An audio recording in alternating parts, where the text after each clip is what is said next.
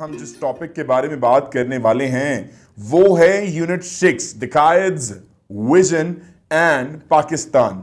तो ये जिस लिहाज से आपके लिए इंपॉर्टेंट होने वाला है, ये आप कह सकते हैं कि इतना ज़्यादा ट्रांसलेशन और एक्सरसाइज के पॉइंट ऑफ व्यू से इंपॉर्टेंट है कि आपके आने वाले वक्त में ये बहुत ज़्यादा हेल्प आउट करेगा क्लास 9 की इंग्लिश में।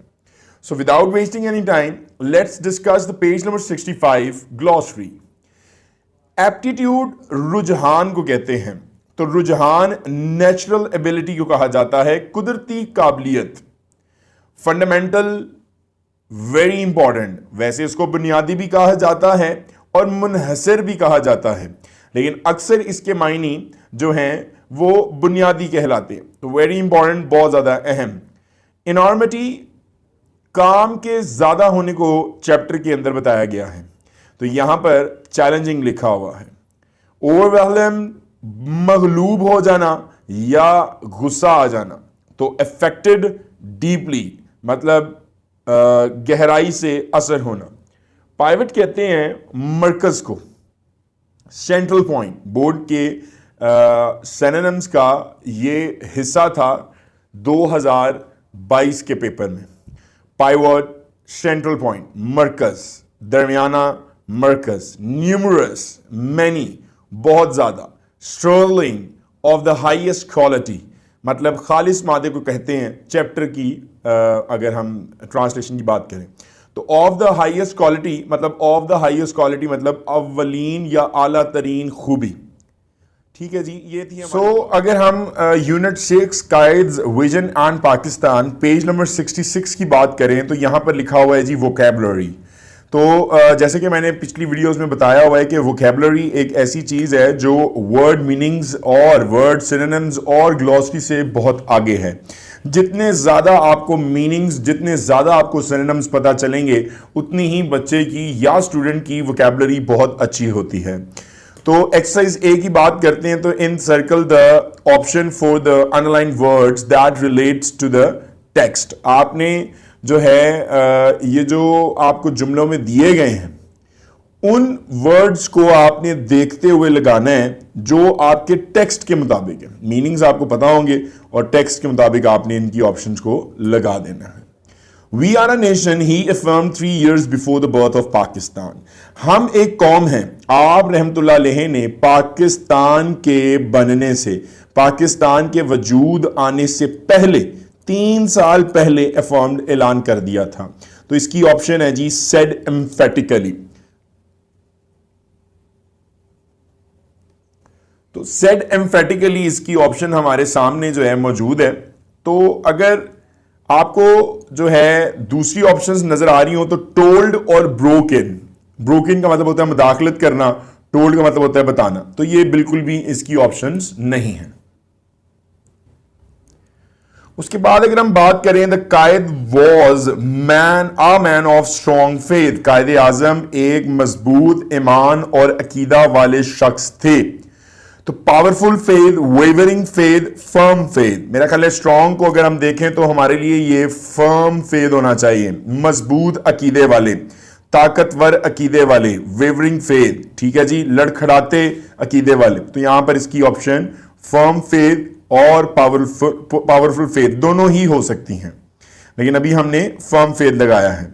Keep up your moral, keep up your moral, अपने जो है हौसले को बुलंद रखो। तो यहां पर हौसला सेल्फ एस्टीम को कहा जा रहा है, वॉइस और वेल्थ को नहीं। वेल्थ जायदाद दौलत होती है। Do not be overwhelmed, do not be afraid of death. आपको मौत से डरने की कोई जरूरत नहीं है। Scared, attended to, squared up, ये इसकी ऑप्शंस नहीं है। तो लास्ट एमसीक्यूज को डिस्कस करते हैं। तो आपके सामने स्क्रीन पर आपको ऑप्शंस शो होगी। तो वी शुड फेस इट, हमें इट मतलब मौत का, इसको बहादुरी से सामना करना चाहिए, ब्रेवली। क्यों जी? To save the honour of Pakistan and Islam. Pakistan और इस्लाम की इज्जत को बचाने के लिए हमें इसका बहादुरी से सामना करना चाहिए। तो सामना करना चाहिए तो कॉप विद, रिपेयर और करेक्ट नहीं होगा। So let's discuss page number 66, vocabulary B exercise. Consult a thesaurus and find the synonyms of the following words. आपने thesaurus को consult करना है और जितने भी आपके ये मायनी हैं इनको आपने देखना है. जैसे मोराल है, voyage, ambition, nomenclature, identity, distinctive, emergence, struggle, numerous, strong, ideology. So the first word was morale. Morale कहते हैं मेंटल एटीट्यूड को, जो आपका दिमागी रवैया होता है, जैसे कि इखलाक. वोएज जो होता है उसको जर्नी कहते हैं. जर्नी मतलब सफर. एब्स्ट्रैक्ट का मतलब होता है किसी चीज को अखज करना, निकालना, समराइज करना. नोमेनक्लेचर कहते हैं नेमिंग सिस्टम को, लाइक आपने नाम रखने के असूल जिसको कहते हैं. मॉडरेट कहते हैं टेम्परेट को. टेम्परेट का मतलब होता है दरमियाना, मतलब आपका बैलेंस. उसके बाद लिखा हुआ है जी डाइवर्टेड, डिस्ट्रैक्टेड मतलब किसी चीज से आपको दूर करना, डाइवर्ट करना. डिसइंटीग्रेशन, ब्रेकअप, किसी चीज का तोड़ना. कैजुअल, एक्सीडेंटल को कहते हैं, हादसन को कहते हैं. अनशेकेबल, जिस चीज को आप हिला नहीं सकते. फर्म, रैंक्स, लाइंस को कहते हैं, लाइंस. आइडियोलॉजी आपका तसव्वुर होता है, नजरिया होता है आपका. So this was your exercise B of page number 66. So the other exercise, which is exercise C, write the antonyms of the following words. ये जितने भी words लिखे हुए हैं आपने इनके antonyms लिखने हैं. जैसे कि confidence है तो इसका antonym जो है वो बन सकता है distrust. इसका honor है जैसे कि आपका इसका बन सकता है dishonor. belief जो है उसको आप disbelief कह सकते हैं. separate मतलब joint. unity मतलब disunity. political मतलब non-political. So as you can see that it is on your screen. I have just told that orally. अब आप देख सकते हैं आप अपनी स्क्रीन पर. Confidence, distrust, honor, dishonor, belief, disbelief, separate, joint. मतलब किसी चीज का हौसला करेंगे तो जाहिर सी बात है किसी से हौसला नहीं रखेंगे, यकीन नहीं करेंगे. और अगर इज्जत है तो बेइज्जती होगा उसका ऑपोजिट. बिलीव यकीन है, यकीन नहीं करना पड़ेगा. अगर कोई इलायदा है तो उसका ज्वाइंट होगा. अगर कोई यूनिटी के साथ काम ले रहा है तो वो डिसयूनिटी उसका ऑपोजिट होगा. पॉलिटिकल है, सियासतदान है तो गैर सियासी होगा, मतलब नॉन पॉलिटिकल होगा. So we have exercise C D जो है एक्सरसाइज डी के अंदर लिखा हुआ use the following idioms in sentences. आपने मुख्तलिफ इडियम्स देखे होंगे. अब एक्चुअली इडियम्स होते क्या हैं, बच्चों को अक्सर ये प्रॉब्लम आती है कि ये वर्ड इडियम क्या चीज है. जितनी भी आपकी ज़रबुल मिसल है, जो भी बड़े कह गए हैं वो सब के सब इडियम्स में आते हैं. ठीक है जी. जैसे बिट्स एंड पीसेस, टुकड़े टुकड़े, मैन इन द स्ट्रीट, आम इंसान, रेजिंग स्पिरिट जज्बों को उभारना, पास थ्रू गुजर कर जाना, फॉल और प्रे शिकार होना. So these are the sentences of your idioms. जैसे first आपका bit and pieces लिखा हुआ है, टुकड़े टुकड़े. These days the Muslims are divided into bit and pieces. इन दिनों अगर आप देखें तो मुसलमान जो हैं वो बेचारे टुकड़ों टुकड़ों में तकसीम हो चुके हैं. मैन इन द स्ट्रीट, आजकल जो लोग हैं, आम लोग हैं, उनको सोशल इश्यूज के बारे में पता ही नहीं है. Nowadays man in the street is also aware of, मतलब पता है, आगाह है. सॉरी मैंने कहा पता नहीं है. यहाँ पे लिखा हुआ है कि वो सोशल समाजी मसाइल के बारे में आगाह हैं. जो आम आदमी है उन लोगों को भी ये पता है. तो अगर आप रेजिंग स्पिरिट देखें तो जज्बे को उभारने को कहते हैं. We should keep raising spirit of our nation. हमें क्या करना चाहिए, हमें अपनी कौम के जज्बे को उभारता रखना चाहिए. पास थ्रू किसे कहते हैं जी, किसी चीज को गुजर जाने को कहते हैं, गुजरना. Aslam always pass through difficulties during exams. Aslam को हमेशा इम्तिहानात से, मुश्किलात से गुजरना पड़ता है. मतलब जब भी इम्तिहान आते हैं असलम परेशान होकर बैठ जाता है. ठीक है, उसकी जगह आप नवीद, शफीक कुछ भी लिख सकते हैं. So your last sentence of this idiom and page number 66 का आखिरी वर्ड और आखिरी जुमला. फॉल अ प्रे मतलब शिकार होना. Naveed fall a prey to a dangerous disease. Naveed जो है वो शिकार हो गया है. फॉल अ प्रे शिकार हो गया है. शिकार होना, एक बहुत खतरनाक बीमारी का शिकार हो गया है. So, page 67, what is denotation? अब denotation होती क्या है? Denotation कहते हैं a literal or dictionary meanings of words. अब लिटरल और डिक्शनरी मीनिंग का क्या मतलब होता है? मतलब किसी भी आम मायनी जो आपको डिक्शनरी से मिल जाए उसको डी नोटेशन कहते हैं. For example the word snake in a dictionary will have the denotative meaning scaly and legless. अब अगर आप इसका आम मतलब देखें तो ये एक सांप है, लेकिन अगर आप डिक्शनरी में देखेंगे तो इसको कहेंगे जिसके स्केल्स होते हैं. जैसे आप देखते होंगे फिश के स्केल्स उतारे जाते हैं, इसी तरह स्नेक के भी स्केल्स होते हैं. और लेगलेस मतलब टांगे नहीं है इसकी, तो ये इसका डिक्शनरी मीनिंग है. The denotation therefore refers to the most basic और स्पेसिफिक मीनिंग. तो इसका मतलब हमें अब क्लियर हो गया कि डिनोटेशन क्या होता है. किसी भी बेसिक मतलब को या स्पेसिफिक मतलब को पता रखना या पता होना, उस वर्ड के स्पेसिफिक मतलब का पता होना डिनोटेशन होता है. अब कैनोटेशन क्या होता है? अक्सर बच्चों को ऑब्जेक्टिव के अंदर इश्यूज आ रहे होते हैं, जी कैनोटेशन का पता ही नहीं था इसलिए हम ऑब्जेक्टिव छोड़ आए. तो कैनोटेशन कहते हैं कि ऑन द अदर हैंड, मतलब डी नोटेशन का तो आपको बता दिया कि बेसिक और स्पेसिफिक मीनिंग को कहते हैं. अब कैनोटेशन दूसरी तरफ है जी, refers to the idea that is suggested by the associated with the word. ठीक है, जो भी वर्ड के साथ उसका आइडिया सजेस्ट किया जाता है उसको कैनोटेशन कहते हैं. Connotative meanings of the word exist together with the denotative meanings. The connotations for the word snake could include evil or danger. तो इसके अंदर अगर आप एक वर्ड को सजेस्ट करें और कैनोटेशन के मजीद मीनिंग्स को बताएं तो ये हमारे लिए बुरा भी है और खतरनाक भी है. अच्छा, एक में तारीफ हो रही है, ठीक है, और एक में बताया जा रहा है कि वो कितना खतरनाक है. It has the connotation of someone who can not be trusted. ये कैनोटेशन इसकी क्या बनती है कि आप इस पर यकीन नहीं कर सकते, क्योंकि ये बहुत ज्यादा मतलब बहुत ज्यादा डेंजरस है, इविल है.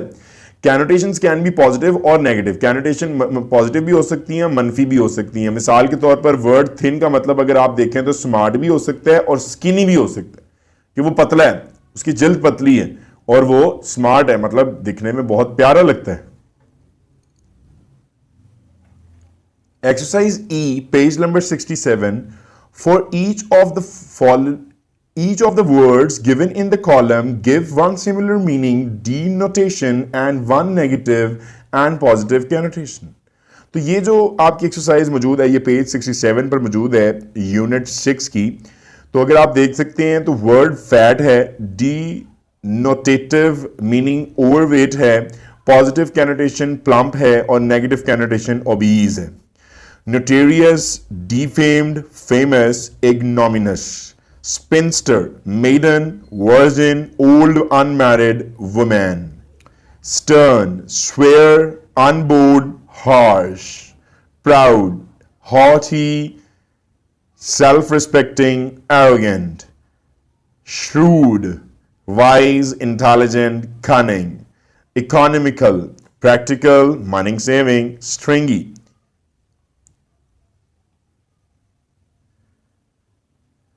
Shrewd, wise, intelligent, cunning, economical, practical, money-saving, stringy. Fail, be unsuccessful, always disappoint. So let's talk about page number 68.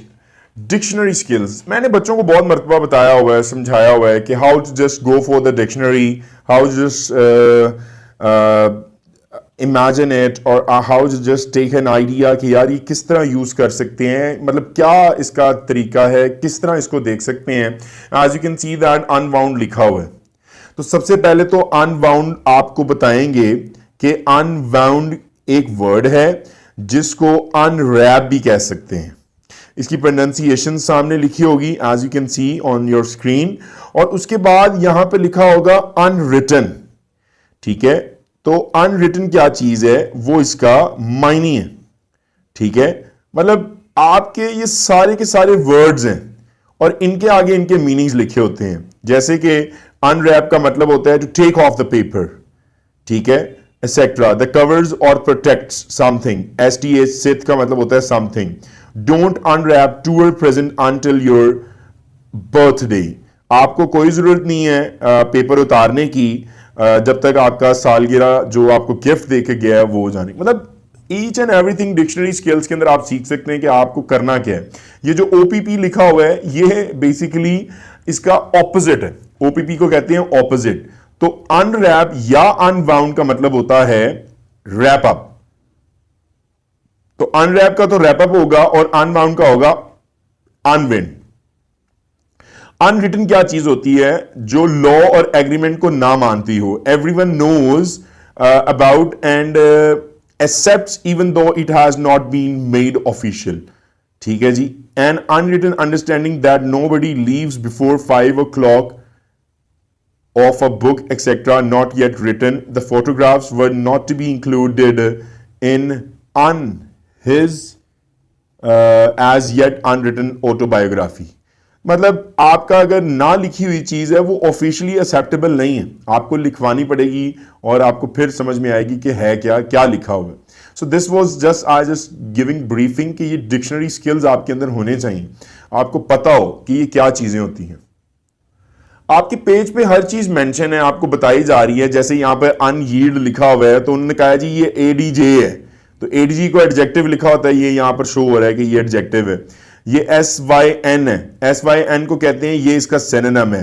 ये लिखा हुआ है जी ANJI, ये बेसिकली प्रोनाउंसिएशन होती है, ये हमने पिछले तीसरे या चौथे चैप्टर की एक्सरसाइज में भी किया था। उसके बाद ये PP लिखा हुआ है, इसका मतलब होता है ये पास्ट पार्टिसिपल है, PP। I have told you what is past participle, that is the third form of verb। ठीक है जी। उसके बाद लिखा हुआ है जी SYN, मैंने अभी बताया सिनोनिम को कहते हैं, OPP मैंने अभी बताया ऑपोजिट को कहते हैं, और ADJ एडजेक्टिव। तो ये डिक्शनरी स्किल्स हैं। अगर आपको ये वर्ड्स लिखे हुए आते हैं, आपको पता हो ये शॉर्ट फॉर्म की इसकी फुल फॉर्म क्या है, तो यहां पे प्रेप लिखा हुआ है, PREP, इसको प्रेपोजिशन कहते हैं। ये IDM लिखा हुआ है, IDM, तो इसे ईडियम कहते हैं। शॉर्ट फॉर्म्स लिखी होती हैं। These are some dictionary skills which the student should know के ये होते क्या हैं। So let's talk about the page 69, grammar portion. It is very important to know about some grammar. अगर आपको ग्रामर पता हो थोड़ी सी भी तो आप किसी काबिल हो जाते हैं, मतलब इंग्लिश में आप काबिल हो सकते हैं। सबसे आसान तरीका इंग्लिश को बोलने का है कि आप इंग्लिश अपने मुंह से बोलेंगे। अगर आपने इंग्लिश बोलना सीख ली है, आपके लिए पढ़ना मुश्किल नहीं है। So just try to indulge in the grammar, just improve your English while talking with each other. अगर आप जितना एक दूसरे से बात करेंगे इंग्लिश में, जितना ज्यादा लिखेंगे, जितना ज्यादा ग्रामर को जानेंगे, आपको बहुत ज्यादा टिप्स मिल सकती हैं। You will be a very hi fi English, you can just speak in very hi fi, आप बड़ी हाई फाई पर्सनैलिटी हो जाएंगी। तो लेट्स डिस्कस ग्रामर। एडवर्ब्स की अगर आप बात करें, एडवर्ब्स क्या होते हैं? अगर मैं सिंपल वर्ड्स में बात करूं, अ word that add information in a verb, एक ऐसा अल्फाज जो वर्ब के अंदर इंफॉर्मेशन को बढ़ाए, एडवर्ब कहलाते हैं। फॉर एग्जाम्पल अभी मैं बहुत सी एग्जाम्पल्स आपके साथ शेयर करूंगा। अगर आप स्क्रीन पर देख रहे हैं तो सामने एक डेफिनेशन लिखी हुई है कि वर्ब, एडजेक्टिव और एक और एडवर्ब की मॉडिफिकेशन, मॉडिफाई करने को एडवर्ब कहते हैं। Adverb usually come in the following positions in a sentence. मुख्तलिफ इकसाम में आता है ये। अगर आपको किसी ने रटा लगवाया हुआ है कि जी ly एक एडवर्ब है, तो गलत है। ly नहीं सिर्फ एडवर्ब्स होते हैं। एडवर्ब क्या होते हैं? आपके वर्ब के अंदर इजाफे को कहते हैं। जो फॉर्म ऑफ वर्ब यूज हो रही होती है उसके अंदर वर्ड के इजाफे को एडवर्ब कहते हैं। जैसे कि यहां पे लिखा हुआ है शी वॉज सिंगिंग ब्यूटिफुली, ये मैनर वाला एडवर्ब है। वो गाना गा तो रही थी लेकिन खूबसूरती से गा रही थी। काम क्या कर रही है जी? वो गाना गा रही है। तो गाना कैसे गा रही है? खूबसूरती से गा रही है, तो इसलिए एडवर्ब ऑफ मैनर। किसी भी वर्ब के अंदर इंफॉर्मेशन के इजाफे को क्या कहेंगे? एडवर्ब। एट अ कंसर्ट, अच्छा वो गा तो रही है, खूबसूरती से गा रही है, लेकिन कहां गा रही है, किस जगह पे गा रही है? कंसर्ट पे, तो इसलिए वो एडवर्ब ऑफ प्लेस है। अच्छा वो बहुत खूबसूरती से गा रही थी, एट अ कंसर्ट गा रही थी, लेकिन कब गाया था, किस वक्त गाया था? Last Sunday. तो मेरी आप बात समझ रहे होंगे, यहां पर ly वाला कोई केस नहीं है। आपने एडवर्ब की प्रॉपर डेफिनेशन को समझना है, फिर आपको पता चलेगा कि एडवर्ब एक्चुअली है क्या। चलें एक जुमला डिस्कस करते हैं। यहां पे मैंने लिख दिया एन ओल्ड मैन ड्राइविंग। ठीक है जी, ड्राइविंग अ कार। एक और वर्ड हम लिख देते हैं an old man driving a car. मतलब कार एक ऑब्जेक्ट है, एक इनडेफिनेट जो है डेफिनेट आर्टिकल है, एन ओल्ड मैन एक सब्जेक्ट है, ड्राइविंग क्या है? ड्राइविंग वर्ब है। कोई काम, दुनिया में कोई भी काम हो रहा हो उसको आप क्या कहते हैं? वर्ब कहते हैं। अच्छा, अब एक बूढ़ा आदमी गाड़ी चला रहा है, तो जो काम हो रहा होता है, जो एक्शन हो रहा होता है, उसको आप वर्ब कहते हैं। So you can see that I have written slowly. एक बूढ़ा आदमी एक गाड़ी को चला तो रहा है, लेकिन कैसे? आहिस्ता से चला रहा है। तो अब मैंने लिख दिया सो फास्ट। तो आप मेरी बात समझ गए होंगे। एल वाई ली जो है वो ही सिर्फ एडवर्ब नहीं होते, किसी वर्ब के अंदर एक ऐसे वर्ड का इजाफा करना जो इसी की तारीफ में बढ़ा रहा हो, इसकी तारीफ को ऐड ऑन कर रहा हो। वर्ब के अंदर इंफॉर्मेशन ऐड ऑन हो रही है कि वो गाड़ी चला तो रहा है लेकिन बहुत तेज चला रहा है। So it is not till L Y ली। आप कभी भी एडवर्ब को एल वाई ली नहीं कह सकते। आपने हमेशा ये कहना है कि वर्ब के अंदर इंफॉर्मेशन के इजाफे को एडवर्ब कहते हैं। सो आई होप आप क्लियर हो गए हैं। अगर आपको अभी भी समझ में नहीं आई है तो हम आपको एक लिंक देंगे, आप उस लिंक पे जरूर क्लिक करें और आपको मजीद एडवर्ब के बारे में पता चलेगा। इन्फिनिटिव्स बहुत आसान कॉन्सेप्ट है, गौर से देखिएगा, एग्जाम्पल में आपको समझ में आ जाएगी। You are free to go to your मसाजिद्स। ठीक है, यहां पे मॉस्क्स लिखा हुआ है तो आप उसको मसाजिद्स भी कह सकते हैं। तो अगर फर्स्ट फॉर्म ऑफ वर्ब के साथ टू का इस्तेमाल हो तो वो इन्फिनिटिव्स होते हैं। ही मेड पीपल वर्क, यहां पर तो टू है ही नहीं है, तो अगर फर्स्ट फॉर्म ऑफ वर्ब लिखी हो और टू ना लिखा हो तब भी वो इन्फिनिटिव है। For example, the words given in bold have no subject, इनका कोई सब्जेक्ट नहीं है। We say that to go is infinitive of the verb, ये जो वर्ब है उसका ये इन्फिनिटिव है। Sometimes to is used as an example or sometimes infinitive without to। अगर to है तब भी ये यूज हो सकता है, to के साथ भी infinitive, और to के बगैर भी हो सकता है infinitive यूज। इस पूरी लाइन में उन्होंने ये समझाने की कोशिश की है। चलें अब बात करते हैं जरंड की। अब जरंड में और आपकी फॉर्म ऑफ वर्ब में क्या फर्क है? मतलब फॉर्म ऑफ वर्ब अभी हमने पढ़ी है। फॉर एग्जाम्पल अगर आपने देखी हो तो मैंने ड्राइविंग लिखा था, तो ये एक फॉर्म ऑफ वर्ब है। तो ड्राइविंग बेसिकली क्या है?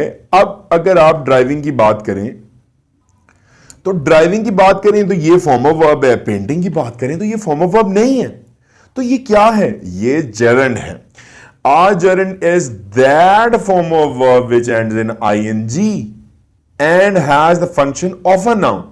मैं मानता हूं वर्ब जो है वो आईएनजी पर एंड कर रही है, लेकिन वो वर्ब वाला काम नहीं कर रही है, वो नाउन वाला काम कर रही है, function of a noun.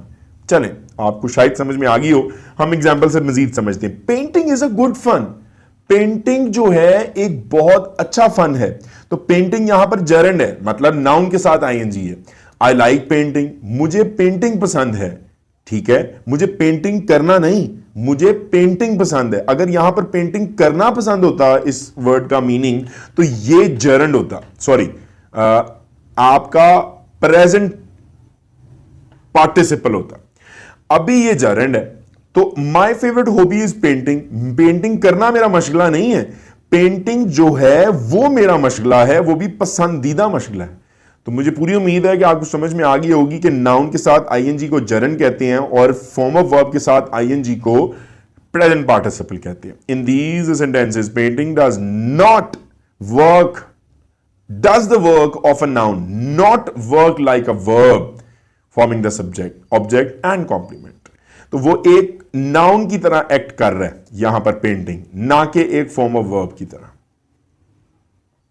Board में कंडीशनल टाइप्स बहुत ज्यादा इंपॉर्टेंट होती हैं। तो यहां पर अगर आप देख सकते हैं कि कंडीशनल टाइप 3 लिखी हुई है, ये ऐसी कंडीशन होती है जिसको फुलफिल नहीं किया जा सकता, अनफुलफिल्ड उसने लिखा हुआ है। कंडीशनल ऑफ दिस टाइप से something did not happen because a certain condition was not fulfilled.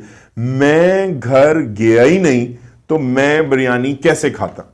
तो ये अनफुलफिल्ड कंडीशन है। जैसे यहां पर लिखा हुआ है had we paid heed to his warnings, Quaid-e Azam की बात हो रही है, कायदे आजम का चैप्टर था तो कायदे आजम की उन्होंने मिसाल दे दी टाइप 3 कंडीशनल में। बहुत आसान है, गौर से सुनिएगा।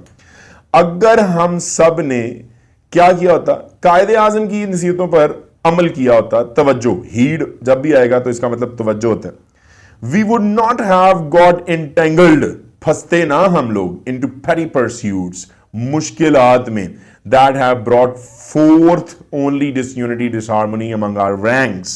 और ये डिसयूनिटी और डिसहार्मोनी की वजह से हम लोग अलग हुए। अब ये देखें, ये कंडीशन फुलफिल नहीं हो सकती। कैसे नहीं हो सकती? क्योंकि हम लोगों ने तवज्जो नहीं दी कायदे आजम की नसीहत पर, और हम डिसयूनिटी और डिसहार्मनी का शिकार है, तो ये अनफुलफिल्ड कंडीशन है। सो this was your page number 69 and your grammar is wind up in this section only. So we were on chapter 6, Qaid's Vision and Pakistan, and as you can see on your screen हमारा comprehension given है। तो comprehension तफहीम इबारत को कहते हैं, और answer the following questions के अगर आप देखें तो ये वो चैप्टर्स हैं जिसके अंदर से आपके एक या दो क्वेश्चन जो कि हमेशा पिछले 5 to 10 years में आए हुए हैं, उसमें से ये है कि what was the Qaid's concept of our nation, और एक ये वाला question, how can we become strong nation. So these all questions are very important for your board. आप इस लिहाज से इस वीडियो को काइंडली गौर से देखिएगा। How much confidence did Quaid-e Azam have in his nation, the first question. The Quaid Azam, मतलब Quaid-e Azam had a great confidence in his nation. तो ये फर्स्ट क्वेश्चन का आंसर है कि कायदे आजम को बहुत ज्यादा अपनी कौम के ऊपर हौसला था। If we talk about question number 2, what was the Qaid's concept of our nation? हमारे कायद का कौम का जो कायद का तस्वुर था कौम की तरफ, वो क्या था? The Qaid's concept of our nation was that we are one nation on the basis of religion and culture. हमारा जो कायद का तस्वुर था हमारी कौम के लिए वो ये था कि हमें एक कौम होना है, ठीक है जी, और एक कौम किसकी बुनियाद पर होना है? मजहब और सकाफत की बुनियाद पर, the basis of religion and culture. Question number 3 अगर आप देखें तो what was the ideology of Pakistan in view of कायदे आजम। पाकिस्तान की जो नज़रिया है कायदे आजम के नज़रिए में क्या था, मतलब जो पाकिस्तान का नज़रिया है, फ़लसफ़ा है, वो कायदे आजम के नज़रिए में क्या था? So if we just see the ideology of Qaid-e Azam was based on the pivot of the Muslim unity and oneness as a nation. कायद आज़म की जो नज़रिया था उसकी बुनियाद सिर्फ एक मरकज़ पर थी, एक सेंटर पॉइंट पर थी, पाइवट। वो क्या था? वो है मुस्लिम इत्तेहाद और कौम की तरह एक होना।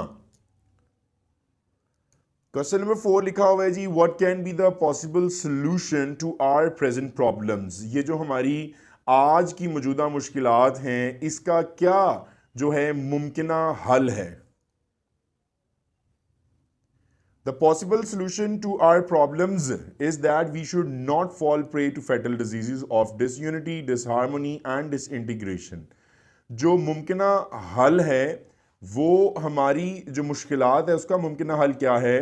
वो ये है कि हम सबको शिकार नहीं होना है। फेटल डिजीज़ मतलब ये जितनी भी मोहलिक ख़तरनाक बीमारियां हैं, जैसे कि हमारा इत्तेहाद ना होना, आपस में हम आहंगी ना होना, सालमियत ना होना।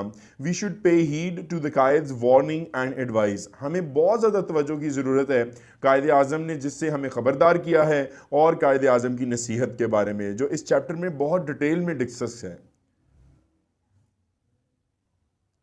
So if we talk about the last question, how can we become a strong nation? हम लोग कैसे एक मजबूत कौम बन सकते हैं? कायदे आज़म के इस चैप्टर के अंदर उन्होंने हमें कैसे एक मजबूत कौम बनने का अमल दिया है। If you just can see that the answer 5 of this chapter, we can become a strong nation if we start to think beyond. बालातर सोचना पड़ेगा अपनी ज़ात से, अपने मुकामी से, लिंग्विस्टिक पर, एथनिक, मतलब जितने भी आपके मजहबी और जो इखलाकियात हैं, सेक्टेरियन और प्रोविंशियल, मतलब जितने भी सूबाई शनाख्तें हैं उनको भूलना पड़ेगा, इनसे बालातर सोचना पड़ेगा, एंड प्रिजुडाइसेस, इन सब को अगर आप इनसे सबसे बालातर सोचना शुरू कर देंगे तो आप एक मजबूत कौम बन सकते हैं. So we were talking about 69 page number and now we are on 70 page number, the unit 6, the Quaid's reason in Pakistan. और अगर आप बात करें एक्सरसाइज ए की तो यहां पर लिखा हुआ है जी, find the kinds of adverbs in the lesson. अब adverb of manner, adverb of place, adverb of time, adverb of frequency and adverb of degree क्या होते क्या हैं.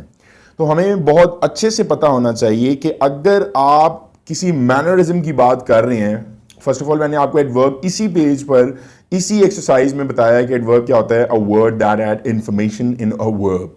तो दैट इज एक्चुअली एडवर्ब. अब एडवर्ब ऑफ मैनर की examples अगर हम देखें तो यहां पे लिखा हुआ है जी, clearly. Clearly means swiftly and hardly. मतलब कोई भी चीज अगर इस जुमले को इस्तेमाल किया जा रहा हो और इस वर्ड को इस्तेमाल किया जा रहा हो कि यार वो क्लियरली लिख रहा है.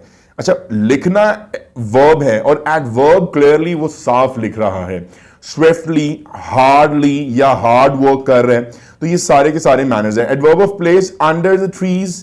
ठीक है, he was standing under the tree, under the bus, मतलब जगह को जाहिर किया जा रहा है. पाथ, रास्ता. फिर adverb of time, after, today, वक्त बताया जा रहा है कि यार मैं बाद में आऊंगा, मैं आ जाऊंगा. एडवर्ब ऑफ फ्रीक्वेंसी, ये बहुत अहम है और अक्सर बच्चों को नहीं आता और आपकी जो ग्रामर है टेक्स्ट बुक की उसके अंदर इसको एक्सप्लेन भी नहीं किया हुआ, तो आप इसको काइंडली गौर से देखिएगा कि daily, always, once, twice, frequently, often, बहुत से और ऐसे हैं जो फ्रीक्वेंसी को जाहिर करते हैं. ठीक है जी, एक बार, दो बार, रोजाना, हर रोज, हमेशा, इस तरह के जो वर्ड्स होते हैं वो एडवर्ब ऑफ फ्रीक्वेंसी. अब एडवर्ब ऑफ डिग्री और फ्रीक्वेंसी में क्या फर्क है? मच, मतलब बहुत ज्यादा, वेरी, बहुत ज्यादा, एक्सट्रीमली, शदीद, मतलब बहुत ज्यादा, एंटायरली. एंटायरली को भी हम मतलब मुकम्मल तौर पर या बहुत ज्यादा को कहेंगे. तो these were the types of adverb of degrees या adverb of frequency, adverb of time, adverb of place and adverb of manner. ये टाइप्स थी आपकी. लेट्स डिस्कस अबाउट दैट के राइट 5 सेंटेंसेस यूजिंग, मतलब इन्हीं टाइप्स को यूज करते हुए करेक्ट सीक्वेंस के अंदर आप जो है जुमले बनाए 5. So the first sentence is he was singing beautifully under the tree yesterday. अब देखें, अंडर यहां पर जगह को बताया जा रहा है, yesterday टाइम को बताया जा रहा है, beautifully जो है वो आपको बताया जा रहा है कि ये एक adverb of manner है. We waited for him impatiently outside the railway station yesterday. फिर टाइम को बताया जा रहा है और फिर आपकी जगह को बताया जा रहा है. impatiently मैनरिज्म को जाहिर करता है तो adverb of manner है. You can cross the road easily. ये मैनर है. हेयर टाइम है, सॉरी जगह है. एडवर्ब ऑफ प्लेस, हेयर को कहते हैं. रश टाइम एंड प्लेस, तो ये सारी चीजें आपको बता रही हैं कि ये वक्त है क्योंकि वक्त बहुत तेजी से गुजर रहा है. It rained heavily, manner, here, आपको बताया जा रहा है कि यहां पर ये एडवर्ब ऑफ प्लेस है. लास्ट नाइट, ये जो लास्ट नाइट है आपको बता रहा है कि मैं एडवर्ब ऑफ, यहां पर जो नाइट है एडवर्ब ऑफ टाइम है और लास्ट जो है यहां पर फ्रीक्वेंसी है. Frequency, adverb of frequency, last. तो हमने जुमले बना दिए और बता दिया कि यहां पर जितनी भी आपके जुमलों में ये जो अंडरलाइन वर्ड्स हैं ये सब के सब एडवर्ब ऑफ टाइप्स हैं. If you just are not clear, just let me know. मैं इसको दोबारा से आपको लिंक एक दे दूंगा डिस्क्रिप्शन में या कमेंट में, जिसको आप क्लिक करेंगे तो आपको मजीद डिटेल में समझाया जाएगा. अगर आप लास्ट सेंटेंस देखें तो यहां पे लिखा हुआ है जी, he explained his case in the court last time. तो द कोर्ट लास्ट टाइम, ये सब की सब एडवर्ब टाइप्स को बताया जा रहा है. क्लियरली यहां पर एडवर्ब ऑफ मैनर है. द कोर्ट यहां पर जो है आपको बता रहा है कि मैं एक जगह हूं. लास्ट टाइम बताया जा रहा है मैं वक्त हूं. तो adverb of time, adverb of place और एडवर्ब ऑफ मैनर इस जुमले में बताए गए हैं. तो हमारे यहां पर 5 जुमले खत्म हो गए. लिखा हुआ है जी, make sentences using the following verbs followed by infinitives. मैंने आपको इन्फिनेटिव्स बहुत ज्यादा क्लियरली बताया था. तो ये सारे वर्ब हैं. वर्ब के साथ अगर आप टू का इस्तेमाल कर देंगे तो ये इन्फिनेटिव हो जाएंगे. ठीक है, उम्मीद है कि आपको इन्फिनेटिव लास्ट जो भी हमारी इसी वीडियो में थोड़ा सा पहले समझाया गया है और डिस्क्रिप्शन में मैं बता देता हूं कि फलान एक्सरसाइज फलान जो है उसकी मैं आपको डायरेक्ट जो है टाइमिंग बताता हूं, तो काइंडली आप उस पर देख लीजिएगा कि इन्फिनेटिव क्या चीज़ है। तो मैं वैसे भी आपको बता देता हूं, अगर टू के साथ फर्स्ट फॉर्म वर्ब लगी होती है तो उसको आप इन्फिनेटिव कहते हैं। तो इसने कहा है कि जुमले बनाने हैं दर झेल वर्ब्स की followed by infinitives. So you can see that के वर्ब हमारा सॉ है, I saw him play. Promised है, he promised to help me. Wanted है, she wanted to study further. Began है, it began to rain heavily. Asked है, I asked him to write a letter. Told, he told me to go to the मस्जिद। Decided, I decided to do business. अच्छा, सारे sentences तो हो गए, लेकिन use of infinitive in sentences शायद आपको क्लियर नहीं हुआ। तो जो ये वर्ब्स थे, saw, promise, wanted, began, asked, told, decided, इनके साथ ये जो प्ले लगा हुआ है ये इन्फिनेटिव है। हेल्प लगा हुआ है ये इन्फिनेटिव है। स्टडी लगा हुआ है ये इन्फिनेटिव है। टू रेन ये इन्फिनेटिव है। टू राइट ये इन्फिनेटिव है। टू गो ये इन्फिनेटिव है। टू डू ये इन्फिनेटिव है। तो आपके लिए ये असाइनमेंट करना बहुत आसान हो गई है, क्योंकि मैंने आपको इसी वीडियो में शुरू में बताया हुआ है कि टू के साथ फर्स्ट फॉर्म ऑफ वर्ब का लगना भी आपका इन्फिनेटिव है, और अगर सिर्फ फर्स्ट फॉर्म ऑफ वर्ब लगी हुई है तो फिर भी ये इन्फिनेटिव है। तो उम्मीद करता हूं कि आपको ये समझ में आ गया होगा। So if you can see the exercise D, complete these phrases by adding gerunds and use them in sentences. मैं आपको बहुत क्लियरली बता चुका हूं कि इसी वीडियो में कि जरंड क्या है। जरंड होता है अगर आपका जो है आईएनजी लगा हो नाउन के साथ। तो ये फ्रेजेस हैं, फ्रेजेस होते हैं incomplete group of words which doesn't make any sense. Good at painting, painting gerund है, जरंड को इस्तेमाल करते हुए मैंने फ्रेज को कंप्लीट कर दिया है। सैड एट लूजिंग, एक्यूज्ड इल्जाम लगाने को कहते हैं, of deceasing, deceiving, tired of working. तो अब ये हमारे सामने चार जो थे ये फ्रेजेस कंप्लीट हो गए हैं, जैसा कि हमने जरंड्स को ऐड कर लिया है इन चारों फ्रेजेस के अंदर। Now these are completed and now we are going to use in the sentences. So as you can see on your screen, good at painting एक फ्रेज है जरंड को मिलाते हुए, और इसका जुमला है she is good at painting pictures. Accused of deceiving, he is accused of deceiving his wife. Sad at losing, जैसे कि ये भी आप देख सकते हैं, पहले ये एक sad at था, उसके साथ हमने gerund लगाया, और अब ये complete एक phrase है, और उसका अब हम जुमला पढ़ रहे हैं, I am sad at losing this game. Tired of working, मतलब मैं थक चुका हूं काम से, I am tired of working so hard. तो ये आपके जुमले भी complete हो गए, और एक phrase भी complete हो गया, और हर फ्रेज के अंदर आप देख सकते हैं हमारा जरंड भी है। Exercise E, complete the following conditionals. आपने कंडीशनल सेंटेंसेस इसमें बहुत अच्छे से पढ़े होंगे, और मैंने आपको एक्सप्लेन भी किए हैं। आप काइंडली इस वीडियो से पहले देख लीजिएगा। मतलब इस वीडियो के फर्स्ट 2 पार्ट्स के अंदर आपको कंडीशनल एक्सप्लेन किए गए हैं। If you had studied hard you would have pass the exam. अगर तुमने सख्त मेहनत की होती, इसको कंडीशंस कहते हैं ना, मतलब कंडीशन लगा दी जाती है कि अगर तुमने सख्त मेहनत की होती, ये कंडीशन है, तो तुम्हें जो है इम्तिहानात में पास कर दिया जाता। If you had come to me I would have help you in this matter. अगर तो तुम मेरे पास आए होते तो मैं तुम्हारे इस मसले का हल निकाल सकता था। If I had seen I would have met him. अगर मैंने उसको देखा होता तो मैं उससे मिल लेता।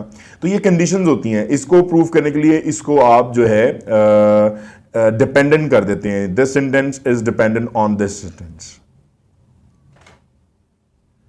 Right 10 sentences using past perfect tense। past perfect tense होता क्या है? सबसे पहली और बड़ी जबरदस्त बात यह है कि past perfect tense third form of verb को इस्तेमाल किया जाता है past perfect tense के अंदर। past जो है वो had को जाहिर करता है, या जिस भी सिंगुलर हो या प्लूरल हो, एक चीज हो ज्यादा चीज हो, उसके साथ had लगता है और वो perfect उसको शो करता है। past perfect had को शो करता है, और had के साथ थर्ड फॉर्म ऑफ वर्ब को भी कहते हैं। Let's discuss the examples. The sun had risen. तो हैड तो इस्तेमाल हो रहा है जो कि पास्ट को जाहिर कर रहा है, और परफेक्ट के अंदर मैंने कहा था कि third form of verb use होगी। Rise, rose, risen. When we reached home He had never seen the sea before. Never तो छोड़े आप, seen जो है see, saw, seen. Seen is the third form of verb and had. Had और seen का इस्तेमाल हो रहा है इस जुमले में, तो ये past perfect tense है. The patient had died before the doctor came. मर चुका था, ठीक है.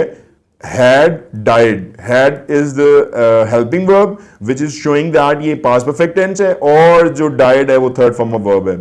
Nasir had already played. Had played.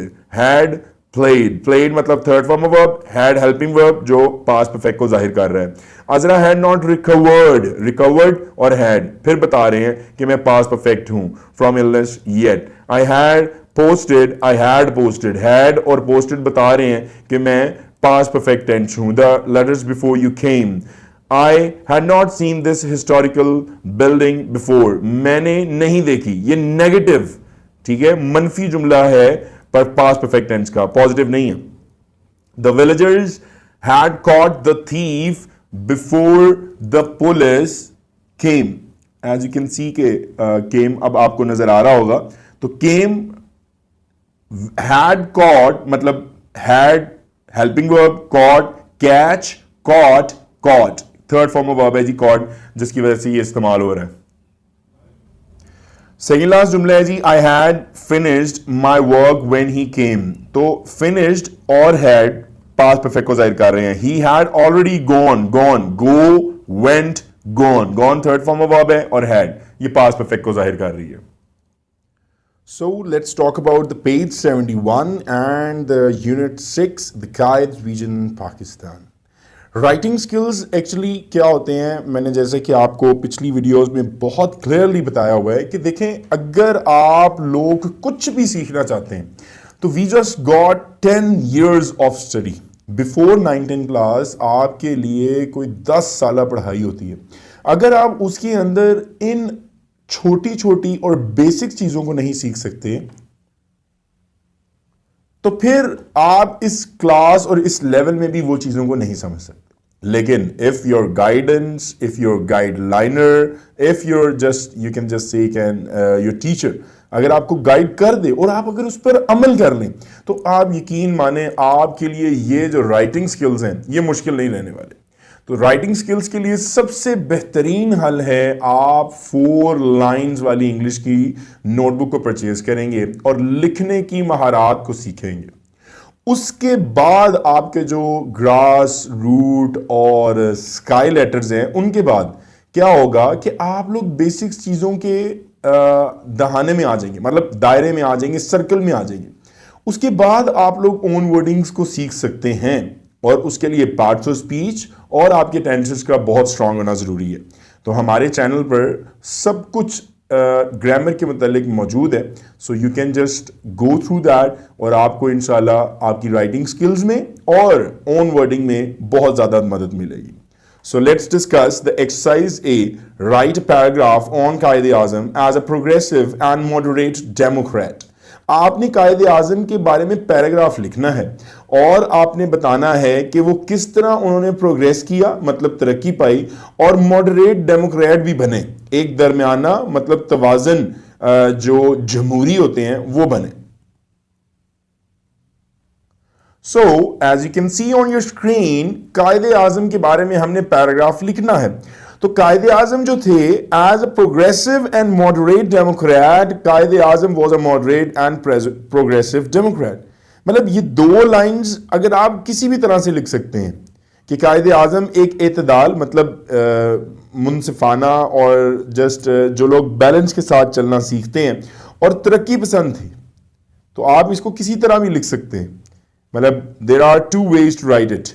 He gave religious freedom to the non-Muslims in Pakistan.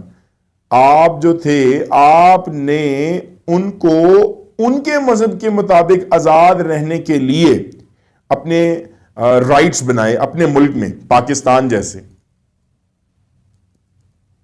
और उसके बाद he hated lingual, ethnic, sectarian और provincial identities and prejudices. आपने नस्ली, फिरका वराना, सूबाई शनाख्त और जितने भी तासुबात थे उनको उनसे नफरत की, आपको पसंद ही नहीं था। आप जो थे, आप कहते थे ये जो लसानी है, ये जो मतलब इखलाकी डिफरेंसेस हैं, या ये जो नस्ली आपके फिरके हैं, या सूबाई फिरके हैं, या सूबाई शनाख्त जो रखते हैं, ये सब कुछ मुझे बिल्कुल पसंद नहीं है, मैं नफरत करता हूं इनसे। He wanted to make Pakistan a welfare state. Pakistan को आप ऐसी रियासत बनाना चाहते थे कि लोग आगे फलाह लें उससे, मतलब आप लोगों से सीखें, आप लोगों से फायदा हो उन्हें, in which everyone would have equal rights to prosper irrespective of religion or creed. जो लोग हर आए और हर कोई इधर आए और मुनसिफाना हकूक मिले और वो खुशहाल या खुशी के साथ मुनसिफाना हकूक के साथ रहें, और बगैर किसी लिहाज के, मजहब के या उसके नस्ल के, उसके लिहाज के बगैर जिए आकर। उसके बाद लिखा हुआ है, he wanted to see Pakistani a prosperous country. आप रहमतुल्लाह अलैह पाकिस्तान को एक खुशहाल मुल्क देखना चाहते थे। He was in favour of modern technology and methods. वो बिल्कुल हमायत करते थे कि जदीद टेक्नोलॉजी होनी चाहिए और तरीके भी आजमाने चाहिए। He had moderate views on things and was against usurping the legitimate rights of others for their own motives। आप जो थे मुतदालाना ख्यालात रखते थे, मतलब मोतदिल जो होता है इंसान, और दूसरों के हकूक पर खुद गर्जियों से, आप लोगों बिल्कुल ये बात समझ गए होंगे कि वो खुद गर्जी वाले हकूक से बिल्कुल भी बालातर से थे कि यार नहीं, आपने अगर अपने हकूक देखने हैं तो आप दूसरों के भी पहले हकूक देखें, फिर अपने हकूक देखें। तो ये इनका पैराग्राफ था कायदे आजम का, जैसे कि आप अपनी स्क्रीन पे देख सकते हैं। So our exercise A is finish here. So the next question, write an essay on Quaid-e Azam, our national hero, हमारा कौमी hero, with the help of following mind map. आपने पहले इंट्रोडक्शन देना है कि कायदे आजम पैदा हुए 1900 मतलब 47 में तो पाकिस्तान आज़ाद हुआ था, तो पाकिस्तान कब पैदा हुए और पाकिस्तान ने जो है सॉरी कायदे आजम कब पैदा हुए और पाकिस्तान को कब आज़ादी मिली, ये इंट्रोडक्शन है। बर्थ एंड पेरेंटेज, उनके जो पैदाइश कब हुई और उनके जो वालिदैन उनका नाम क्या है, वो कब पैदा हुए। रिमेंबर्ड एज एन आइडियल, कायदे आजम को एक मिसाल की तरह क्यों याद रखना चाहिए। स्कूलिंग कब थी, कहां से उन्होंने अर्ली एजुकेशन हासिल की। फिर सर्विसेज कैसे की लोगों की, मेन अचीवमेंट उनकी क्या थी, पर्सनैलिटी ट्राइट्स मतलब खसूसियात उनकी, शख्सियत की खसूसियात क्या थी, और कंक्लूजन क्या था। तो जैसे कि शुरू में मैंने इंट्रो में आपको बताया कि आपने कायदे आज़म के बारे में बताना है और कायदे आज़म जो हैं उन्होंने पाकिस्तान कब आज़ाद करवाया, उसके लिए क्या आइडियाज़ थे, et cetera et cetera. So I believe that कि अगर आपको ये माइंड मैप समझ में आ गया होगा तो you can write it by your own self, और मैं जो है डिस्क्रिप्शन में इनके नोट्स भी दे रहा हूँ। अगर आपको कोई प्रॉब्लम है जस्ट कमेंट अस, इंशाल्लाह हम उस पर ज़रूर फ़ौरन रिस्पॉन्स करते हैं और आपको उसके बारे में हम समझाएंगे। सो पेज नंबर 72 है जी, आखिरी आपका पेज यूनिट 6 की एक्सरसाइज का, ओरल कम्युनिकेशन स्किल्स। याद रखिएगा कभी भी आपको इंग्लिश नहीं बोलनी आ सकती अगर आप एक दूसरे से इंग्लिश बोलना शुरू नहीं करते। So this is what I am just explaining you in these 6 exercises of class 9 chapters. आपने इंग्लिश बोलना शुरू करनी है और आपको फिर इंग्लिश आनी। So just try to speak English, talk in English, and just communicate others with English, negotiate in English. Whenever just you are alone, just try to speak English, just speak smaller and smaller sentences. जितने छोटे जुमले बोलना सीखेंगे उतने बड़े जुमले बोलना आएंगे। तो ऑरल कम्युनिकेशन स्किल्स के मैंने आपको जो है हेल्प आउट बता दिया है। तो अगर आप यहाँ से देखें जी, यंग मैन लिखा हुआ है, excuse me, is there a supermarket near here. ये आपकी कम्युनिकेशन स्किल्स हैं, छोटे छोटे जुमले जो आप सीख सकते हैं। तो एक नौजवान आदमी पूछते हैं, सर क्या यहाँ पर कोई नज़दीक सुपरमार्केट है? फिर पुलिसमैन आगे से जवाब देते हैं, yes there is one near here. Young man, how do I get there, कैसे मैं जाऊं? तो अगर आपको उर्दू में पूछना है मैं कहां जाऊं, कैसे जाऊं, तो आप कह सकते हैं how do I get there, मैं कैसे वहां पर जा सकता हूं। Policeman, at the traffic lights, जैसी ही ट्रैफिक लाइट्स आएंगी, टेक द फर्स्ट लेफ्ट, पहला जो है आप बाएं हाथ मुड़ना, गो स्ट्रेट ऑन और फिर सीधे जाते रहना, इट्स ऑन द लेफ्ट, फिर आपको आपके बाएं हाथ पे वो मिल जाएगी। This is the way just you tell the other people, like if you're just telling them address. तो ये सबसे आसान तरीका है, आप छोटे छोटे जुमले सीखें. यंग मैन, इज इट फार, क्या वो दूर है सर? पुलिसमैन से कह रहा है. पुलिसमैन, नॉट रियली, नहीं नहीं ज्यादा दूर नहीं है. Young man, thank you so much, आपने मुझे बताया, आपका शुक्रिया. पुलिसमैन, डोंट मेंशन इट, कोई जरूरत नहीं है बताने की, कोई जरूरत नहीं है कहने की. So these were some exercises of Unit 6. So we have here finished